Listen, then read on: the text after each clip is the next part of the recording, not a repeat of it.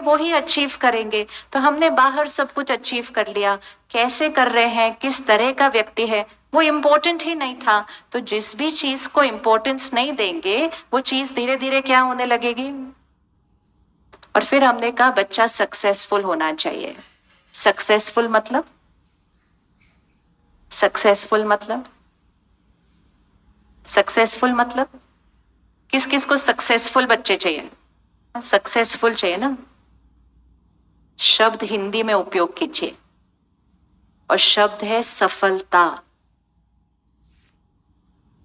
भाषा से शब्दों के अर्थ बदल जाते हैं। अगर हम डिक्शनरी में जाकर सक्सेस का मीनिंग देखेंगे तो वो ये होगा, हाउ मच आई अचीव्ड। और अगर हम हिंदी की डिक्शनरी में जाके सफलता का मीनिंग देखेंगे तो वो ये होगा कि आपने अपना समय कैसे सफल किया, आपने अपना श्वास कैसे सफल किया, आपने अपना जीवन कैसे सफल किया। तो सफलता ऐसे नहीं, सफलता ऐसे है। बच्चों को ऐसा बनना सिखाना है, हम ही उनको ऐसा बनना सिखा रहे हैं, हमें उनको ऐसा बनना। और इसका मतलब ये नहीं कि हमने अचीव नहीं करना, बहुत अचीव करना है, लेकिन हमेशा याद रखना संस्कार अचीवमेंट से ज्यादा इंपॉर्टेंट है। हमने किसी को डॉक्टर बनाया, किसी को इंजीनियर बनाया, किसी को लॉयर बनाया, लेकिन हमने चेक किया कंपैशन का संस्कार है, प्यार से बात करने का संस्कार है, क्या वो एक गुड लिसनर है जो सामने वाले की बात को आराम से सुन सकता है। नहीं, हमने सिर्फ कहा नंबर आ गए तो तुम ये बन जाओ। व्यक्ति नंबर से प्रोफेशनल नहीं बनता, अपने संस्कारों से वो एक अच्छा प्रोफेशनल बनता है, क्योंकि वो संस्कारों से कर्म करेगा।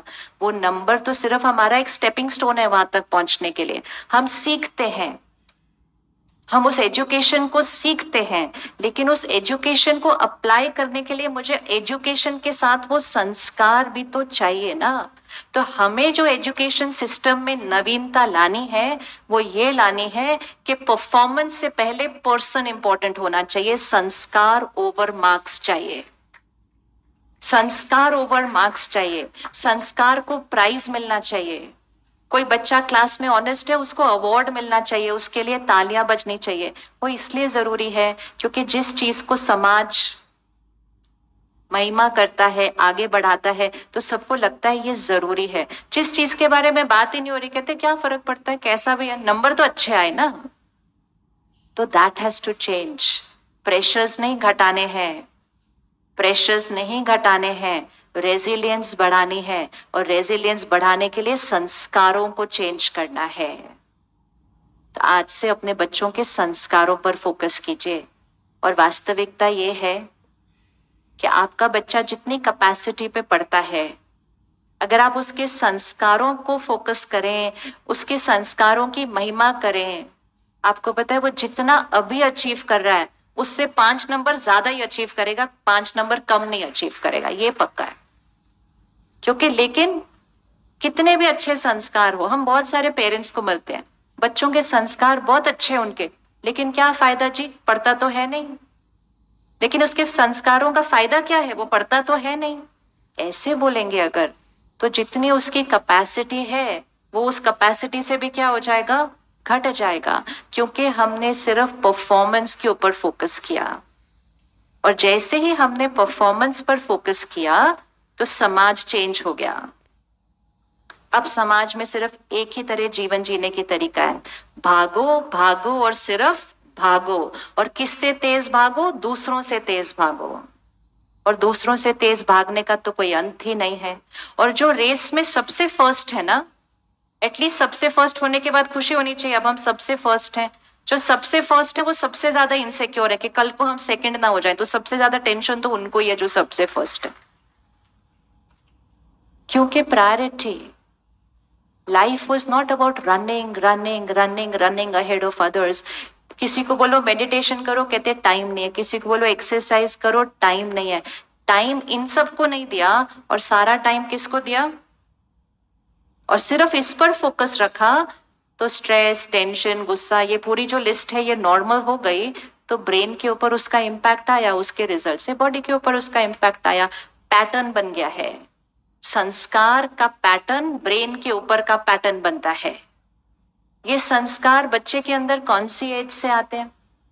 इसीलिए आज हम बार बार सुन रहे हैं कौन सी एज का सबसे ज्यादा डेवलपमेंट ब्रेन का होता है, कौन सी एज में बच्चे के ऊपर संस्कार आते हैं? पेरेंट्स के संस्कार बच्चों के ऊपर कौन सी एज तक मिल सकते हैं या कौन सी एज में मिलना शुरू करते हैं?